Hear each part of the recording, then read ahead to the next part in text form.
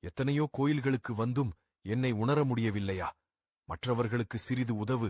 அந்த ஒரு நிமிடம் நீ என்னை உணர்வாய். மற்றவர்கள் உன்னில் என்னை காண்பார்கள். எவரையும் எதிர்பார்த்து வாழவும் கூடாது. யாருக்கும் பாரமாகவும் வாழக்கூடாது. நமக்கு கிடைத்தது போதும் என்ற வாழ்க்கையே சிறப்பானது. ஏன் இப்படி மனம் நொந்து பாடாய்ப்படுகிறாய்? யாரும் இல்லை என்று. உனக்காக நான் இருக்கிறேன். உன் பாதையிலே முதலும் முடிவும் நான் இருப்பேன். உன் வாழ்க்கை புதுப்பிக்கப்படும் நேரம் வந்துவிட்டது. இன்று முதல் உன்னுடன் நான் வந்துவிட்டேன். புதிய செயல்களை தொடங்கு, வெற்றி கிட்டும். உன் துயரங்கள் முடிவுறும் நேரம் இது. இனி உனக்கு நல்ல காலம்தான்.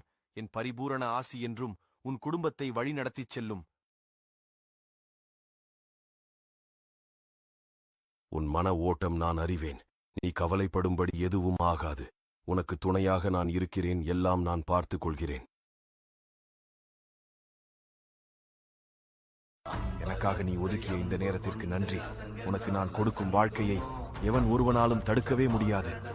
நீ மன நிம்மதியுடனும் நிரந்தர சந்தோஷத்துடன் வாழ்வாய். இது என் சத்திய வாக்கு. எவ்வளவு பெரிய துன்பம் வந்தாலும் கலக்கம் கொள்ளாமல் தொடர்ந்து முயற்சி செய். உன்னை நீ நம்பு. துன்பமும் இன்பமாகும். உனக்காக நான் இருக்கிறேன்.